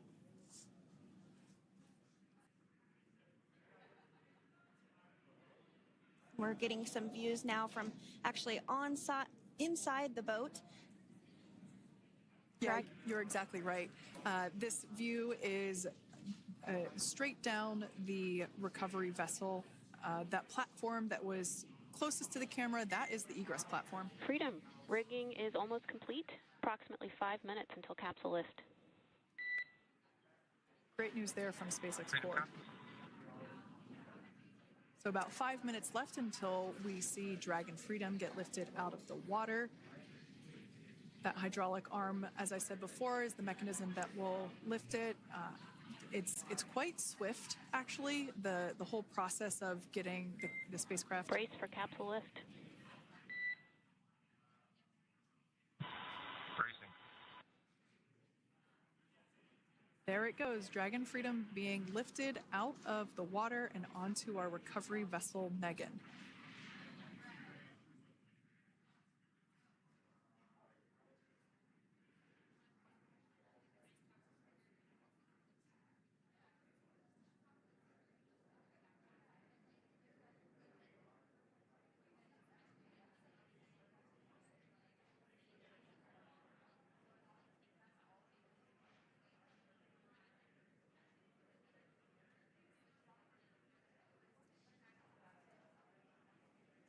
So once securely on... Welcome aboard the recovery vessel. Recovery personnel are completing final checks and stand by for translation to the egress platform. Freedom copies. Great news there, letting us know that Dragon Freedom has been successfully recovered from the water's surface. If you've just joined us, we had an on-time splashdown at 5:57 p.m. Eastern Time, and we can now see that the water recovery operations are continuing to progress. The nest where the Dragon spacecraft is located is going to get moved forward. This will happen after one of the recovery crew members does some checks, and we'll also see some hosing. Obviously, the spacecraft splashed down in salt water. Salt water is corrosive, and we want to try and rinse out as much of the salt water as possible to reduce that corrosion on the metallic structures. So we can see some guidance there being provided, really steering the spacecraft properly into the Dragon's nest. And it's been 30 minutes since Dragon splashed down, and as you can see there, the spacecraft is already on board the recovery vessel Megan. Things continuing to move very smoothly today throughout the entire operations from the deorbit burn up until this point as well. And Freedom, it looks like the positioning wasn't quite right, so they are working on repositioning the capsule in the nest now. Okay, copy that. Thanks. And with that, the team is just going to adjust the Dragon spacecraft a bit so that it's in the right position ahead of translating up a little bit closer ahead of the side hatch. So the team is now going to step through the procedures to ensure that that takes place. While Dragon does fly itself autonomously, it clearly is unable to park itself autonomously. We want to make sure that the Dragon capsule is properly seated there in that nest.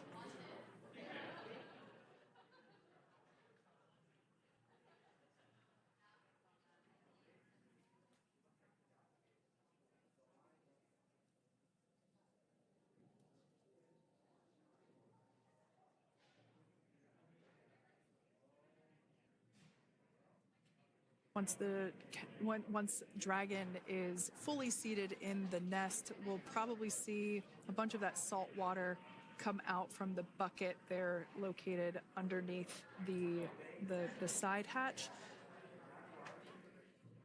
See some salt water splash out. As I mentioned before, one of the recovery team members will begin hosing down the exterior of the spacecraft.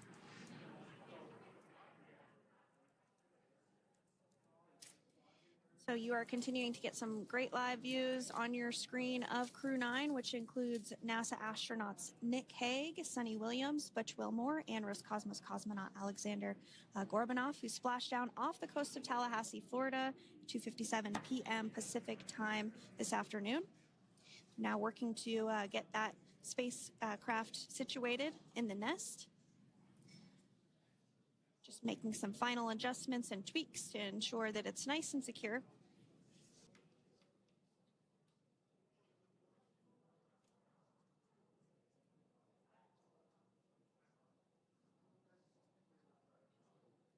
Once the spacecraft is seated and secured and oriented correctly in the nest, Dragon will be moved into the hangar located underneath that helipad that we saw earlier from the aerial views during recovery. All right, Freedom, looks like you are settled into the nest now. Team is working through hypergol sweeps. Copy all.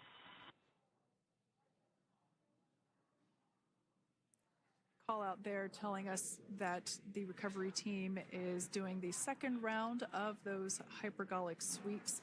This helps ensure that everyone, all the recovery team members that are located basically right where this camera is located on, towards the forward end of the recovery vessel, that they will all be safe once the spacecraft is translated forward. So we're just doing some additional steps to make sure that the hypergolic propellant that is utilized for maneuvering the Dragon capsule while on orbit, making sure that none of those vapors are still present on the exterior of the capsule. That's right, and there are a variety of individuals on board the boat that help with recovery operations. Not only do we have the recovery personnel that you see here, but we also have a doctor that will check out the crew members as standard procedure. As with any spacecraft that is returning from space, we always perform a medical check with the crew. So you will see the crew come out of the capsule and be placed on stretchers, just like with the Soyuz landing and with all of our Dragon splashdowns, that is the nominal procedure.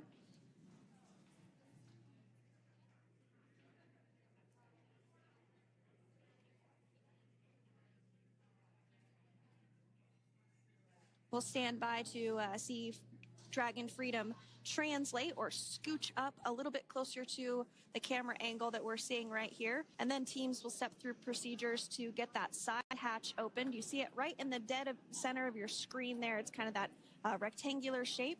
It has not been opened since since Crew-9, which include Nick Hague and Alexander Gorbanov, launched back in September from the Kennedy Space Center in Florida. So that will be the very first time that that hatch is opened.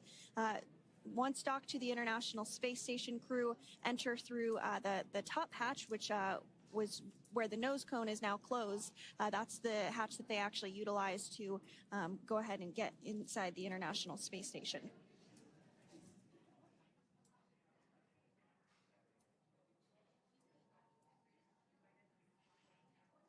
So as we get a little closer to that hatch opening procedure, you might start to see more individuals come into frame for some of that support. The ship has a maximum capacity of a little over 40 people on board, and it takes a variety of different roles, as we've discussed, to support. Also on board is the chief of the astronaut office for NASA, that's Joe Acaba.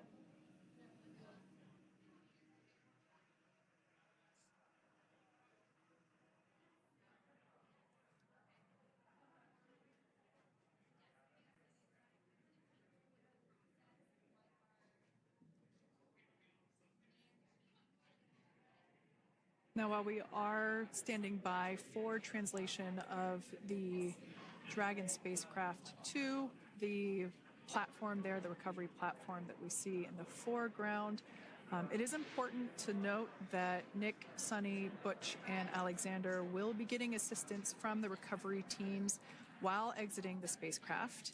This is the same process for any returning long-duration crew members. As you could imagine, returning to a gravity environment can wreak havoc on our vestibular system, which is responsible for maintaining balance and motion. Of course, safety is our #1 priority with this operation, so we'll see the crew members helped out of the spacecraft one by one, and they will be assisted the few feet to the medical quarters aboard the boat. And on board Dragon are 3 veteran space flyers. That includes Nick Hague, the commander, as well as Butch, Wilmore, and Suni Williams. Alexander Gorbunov is completing his very first space flight on this mission, and he completed 171 days in space along with Nick Hague.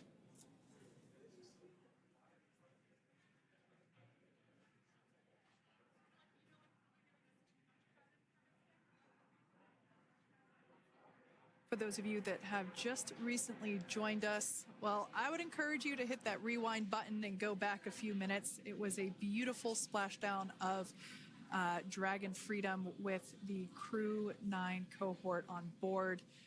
They had an on-time splashdown at 5:57 p.m. Eastern Time, 2:57 p.m. Pacific Time. We can see that the spacecraft... Freedom translation is in progress.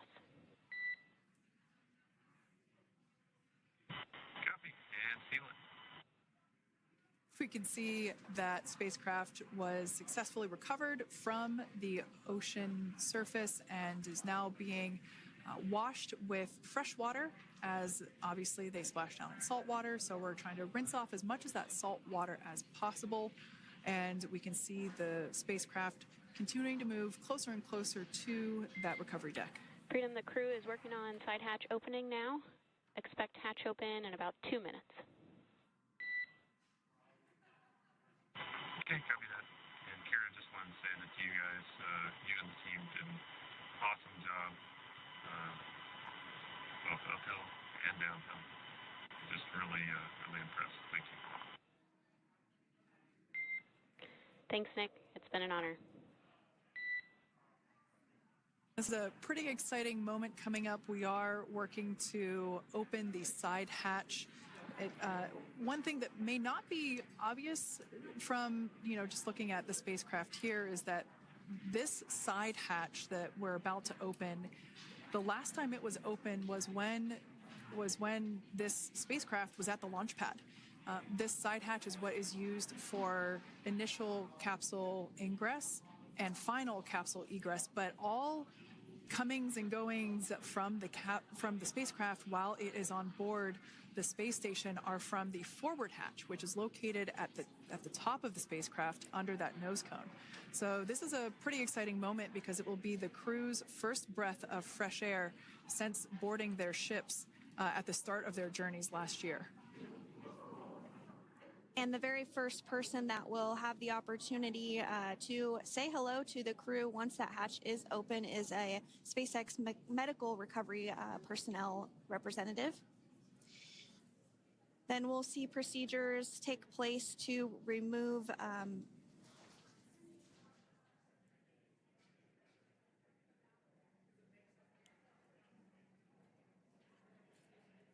to remove the footrest of Dragon. That will just help the recovery personnel get a little bit more room to access the crew and help get them out of the spacecraft. Yeah, you're absolutely right. Safety is, once again, top priority here, and removing those footrests from all 4 seats will be helpful as a recovery, as a SpaceX recovery team member will actually go into the capsule, into Dragon Freedom to help the crew members unbuckle and stand up, and essentially we'll also see a fun little slide be put in place to help the crew members exit the spacecraft safely. So yeah, we're going to remove all 4 of those footrests to basically give a little bit more working room inside the spacecraft. That's right, and we did hear the go for that hatch opening, so we're just a couple minutes away from being able to see that, and then we might be able to get the chance to see a couple of views inside of the Dragon and see the crew following their splashdown. Now, opening that side hatch isn't quite like opening, the door to your car. We have to depress the seal around the side hatch as well. We'll now see them open that side hatch up.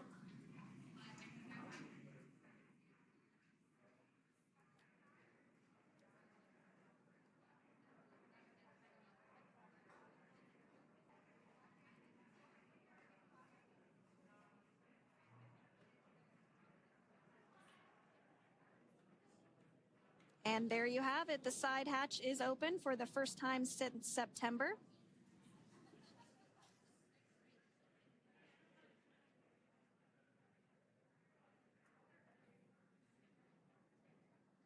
We can see some of the protective equipment there that was brought into frame that will help protect the edge of the side hatch, one from any potential damage. Oh, we can see the recovery crew member there taking photos of the side hatch seal. This is part of the standard operation for recovery into our procedure. We'll then install that protective frame around the side hatch. This helps to ensure that the side hatch itself, the edges of it, incur no damage while crew members are coming out from the spacecraft.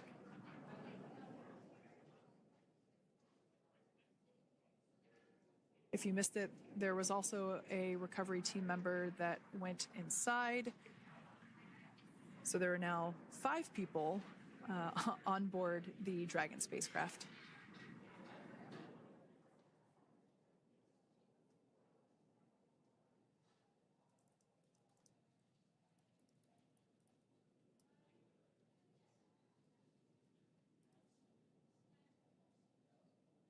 And if you are just joining us, it has not yet even been an hour since Crew-9 splashed down off the coast of Tallahassee, Florida at 2:57 p.m. Pacific time. The crew is now on board the recovery vessel Megan, and the hatch is open. The next major milestone that we'll see is when the crew will actually egress or exit the spacecraft. But before that, they'll continue to, the recovery personnel rather, will continue to install that protective area around the hatch and then remove the footrests. So we're a couple minutes away from seeing the crew egress, but not too long away.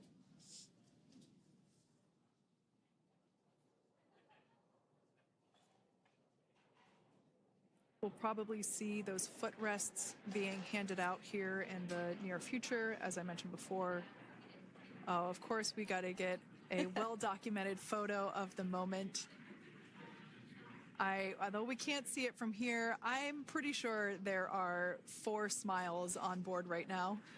And we did hear that report out from the commander, Nick Hague, following splashdown, that there were four smiles as far as he could see. Yeah, capsule full of grins. Now, generally speaking, and there we do see Crew-9, some happy waves, smiles all around back on Earth.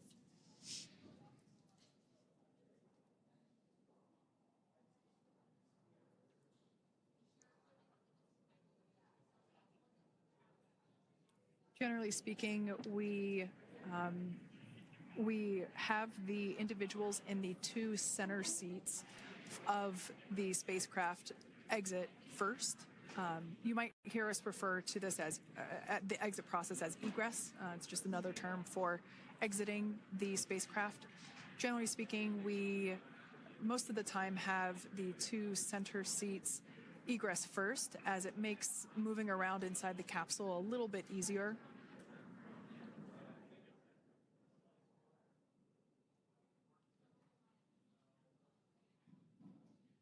We can see the tablets that were previously located on the upper leg of the crew members. We can see those being handed out to the recovery team. Those were taken off prior to the entry phase, to spacecraft reentry. Those had to be stored and secured prior to dynamic operations.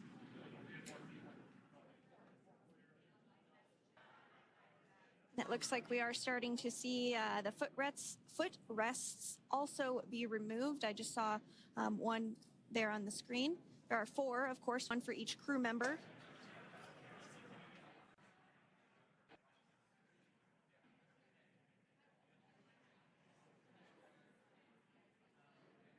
Those footrests are made out of carbon fiber and are actually sized appropriately for each crew member, as everybody has different measurements and different leg lengths. Same goes for the armrests and the bucket length of each seat. We size those appropriately for the crew members and to ensure their comfort and safety. I believe we just saw the little ramp that is used to help slide the crew members out from inside the spacecraft. And once the crew does exit Dragon Freedom, they will be placed on to a stretcher to go to a medical bay for medical checkouts. This is standard procedure for all Dragon spacecraft flights that splashdown crewed, as well as for our Soyuz spacecraft that land in Kazakhstan.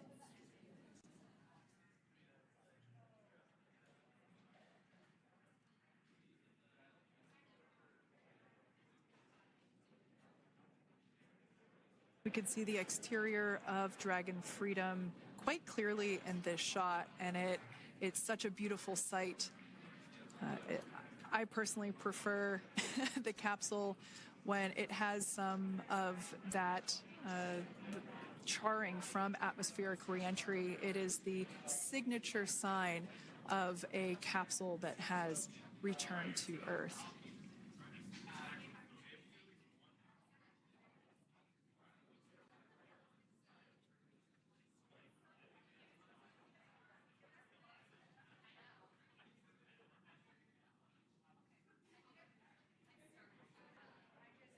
Continuing to stand by for our first crew member to egress or exit Crew Dragon Freedom following their splashdown at 2:57 p.m. Pacific time.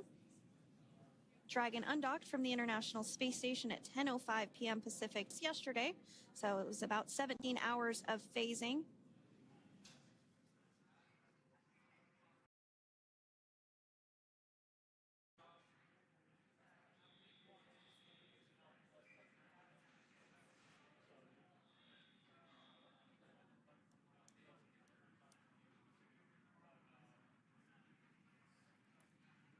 And while on board the International Space Station, Crew-9 contributed to 900 hours of science, over 150 research experiments and investigations, making great use of the microgravity lab of the International Space Station, which celebrates 25 years of continuous human presence this November.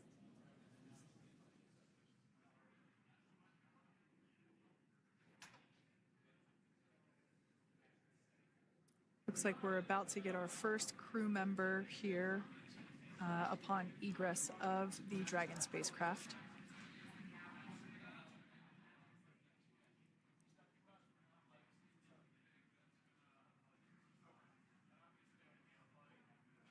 So we are standing by for that egress. Outside of Dragon, you do see one of those stretchers. This is the expected procedure as the crew will be taken to medical facilities following their exit from Dragon.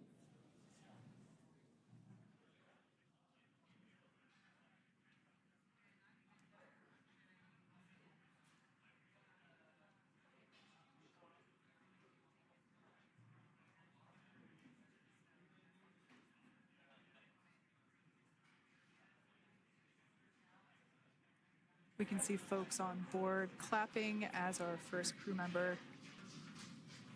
And that is NASA astronaut Nick Hague, commander of Crew-9, now out of Crew Dragon Freedom. Some smiles, thumbs up, and a wave. Can't get any better than that. Yeah, that is one happy camper, that's for sure. As we said before, it is standard procedure for all of our long-duration crew members to receive assistance upon egressing from the spacecraft. We basically help them move off of the recovery deck and into the private medical quarters for their initial consultation with the SpaceX flight surgeon. So we'll see that take place for all 4 of our crew members today.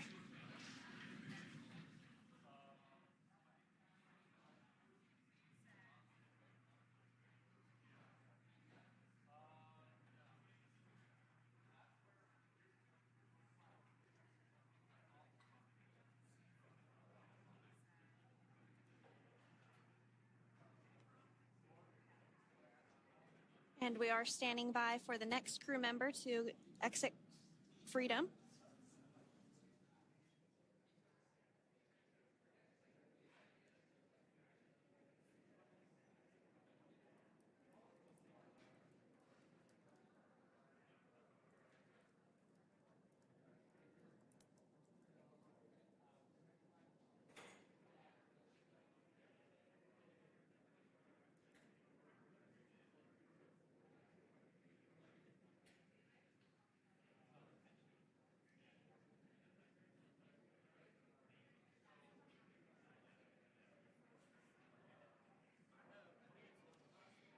Next up out of the capsule, we expect Roscosmos cosmonaut Alexander Gorbanov.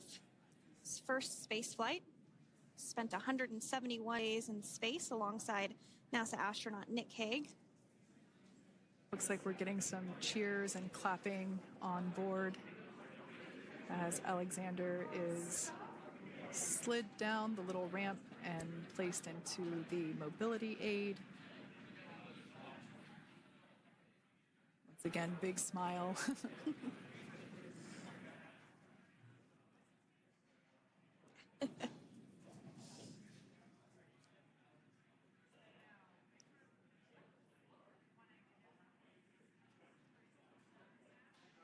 Now, the 2 crew members remaining in Dragon are NASA astronauts Suni Williams and Butch Wilmore. They completed 286 days in space. One of the remaining footrests being removed from the Dragon spacecraft.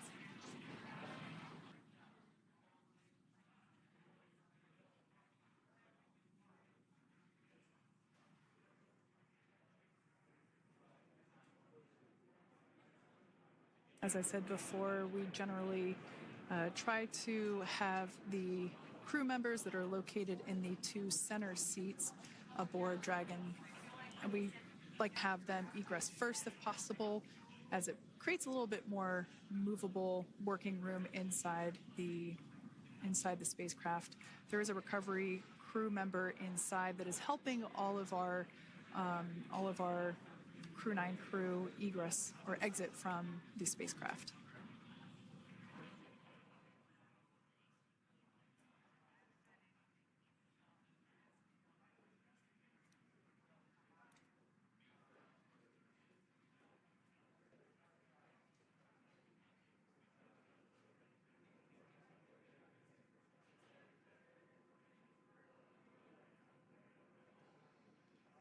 We are standing by for the next crew member to egress or exit Crew Dragon Freedom following the splashdown not even an hour ago at 2:57 p.m. Pacific time.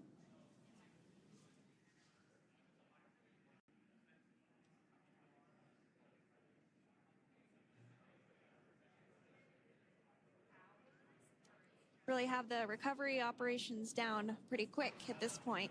Yeah, it's pretty incredible to think that, just 5 years ago when we were doing the initial demonstration missions of the Dragon for Crew Dragon, that now we're under about 30 minutes for, to retrieve the spacecraft from the water, and just several minutes here while it's been on board, and to get everyone, really to get that side hatch open.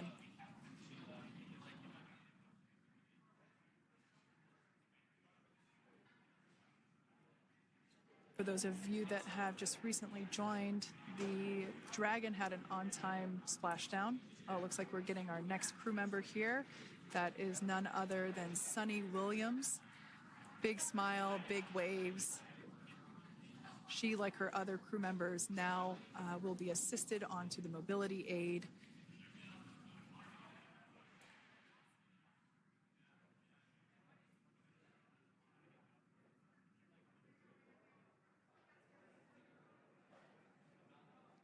There we have it, some waves, some thumbs up, and some smiles. Definitely seems to be a theme among all recovery operations. Absolutely. And of course, that leaves NASA astronaut Butch Wilmore inside Dragon in seat 4.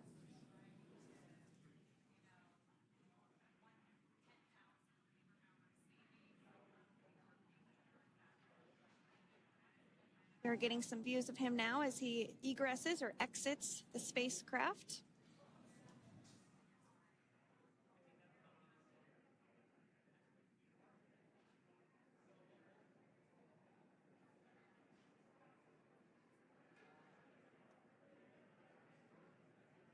Once again, some elation and cheers there from Butch Wilmore.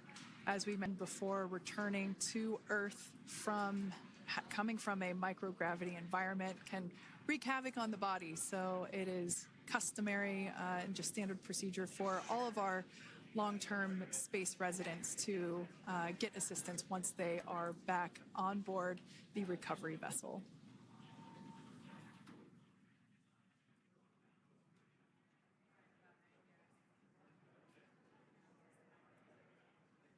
Well, now that Nick, Butch, Suni, and Alexander are safely back home on Earth and getting checked out by the NASA medical team, we're going to wrap up our live coverage of their return.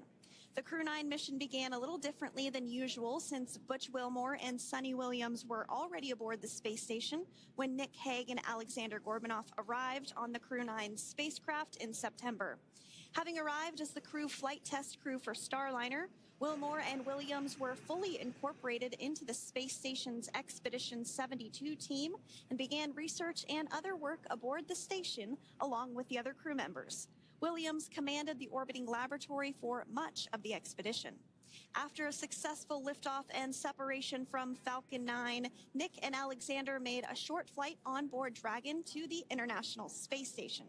Veterans of long-duration space station missions, both Williams and Wilmore conducted spacewalks during their 9 months in space. Like all crews on the station, Crew-9 had the ability to leave at any point had there been an emergency. With their full-duration mission coming to an end, the crew began packing up their personal items for their return to Earth about a week ago and worked through tasks and shared lessons learned with Crew-10 teams as they arrived a few days ago. Their journey home began about 17 hours ago when they closed the forward hatch to Dragon and undocked from the space station at 10:05 p.m. Pacific, 1:05 a.m. Eastern.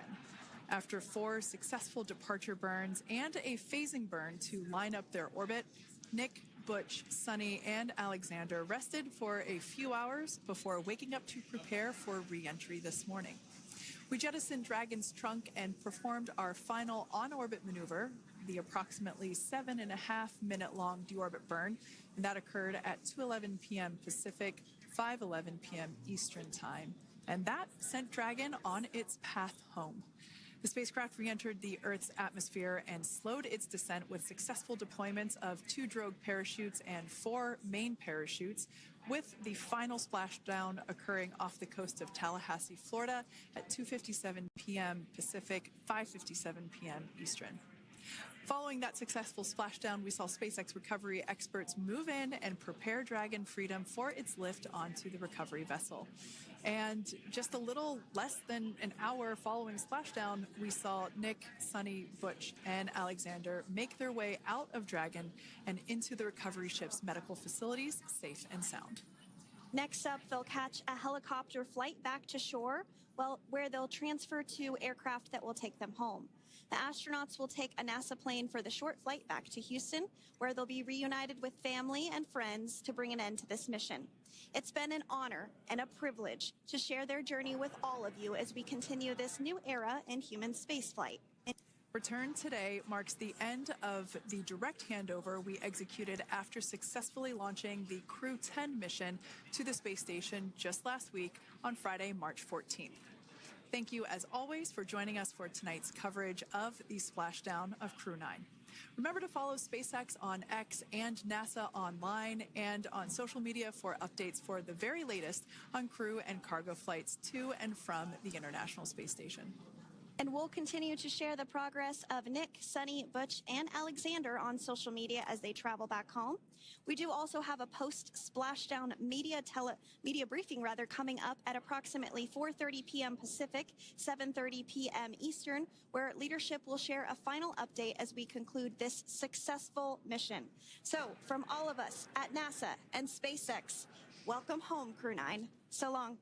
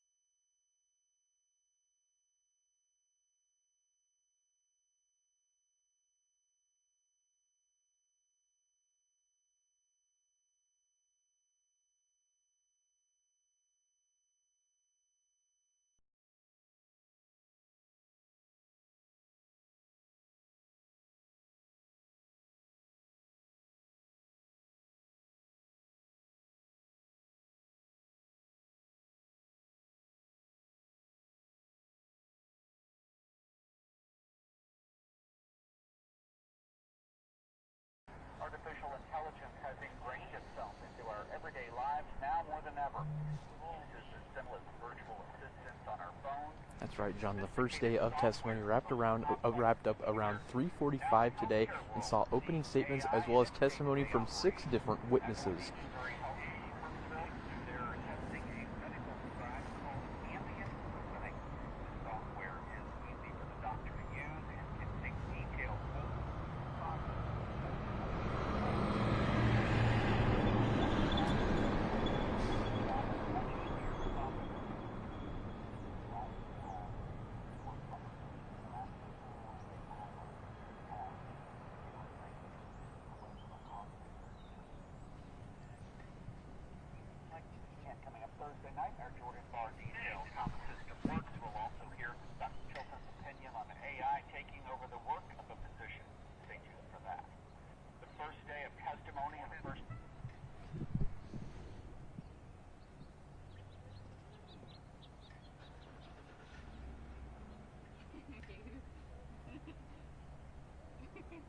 That's right, John. The first day of testimony wrapped up around 3:45 p.m. today and saw testimony from 6 different witnesses. Now the jury learned about the working relationship between Betty Hayes and Lyle Miller, in which Miller was a farmhand on Hayes' cattle farm. Miller quit the job in April 2021 and was said to be owed nearly $4,000 by Hayes, in which she had not paid him. The first witness called to the stand was Monroe County Sheriff Joe Colston, who participated in the investigation of Betty Miller's disappearance. The courtroom was shown body cam footage of the sheriff interviewing Lyle Miller in July, just weeks before Miller's remains were found in a pond on land that Miller owned. Another witness included John Moyer, Lyle's longtime neighbor and roommate. He said that he was leaving a friend's house on his tractor when he saw Miller driving towards Hayes' home in December of 2021. According to multiple witnesses, a mushroom hunter had found a piece of pant-like cloth that could be connected to Betty Hayes' disappearance in April 2023. Moyer told Miller that they possibly could be close to finding Hayes, but according to Moyer, Miller replied with, quote, "That's not where she's at," unquote. Moyer was also asked about an interview this past February by defense attorney Jeff Hillbrenner, in which Moyer said he had expected to receive a bribe by now. Moyer stated he implied that it would be nice to get a bribe due to him being in a bad spot at the moment. Other witnesses included 2 of Hayes' children talking about the day of her disappearance, as well as officers that investigated the scene of Hayes' home, stating the door appeared to have taken excessive force to break down and how there were no DNA samples sent back from the scene. Now the trial is expected to get going once again tomorrow at 8:30 a.m. I will continue to provide updates as they become available tomorrow throughout this trial. Live in Monroe County, Hayden Donaldson, back to you, John.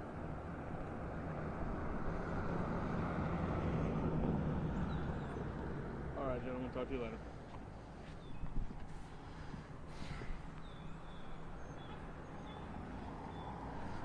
That was good.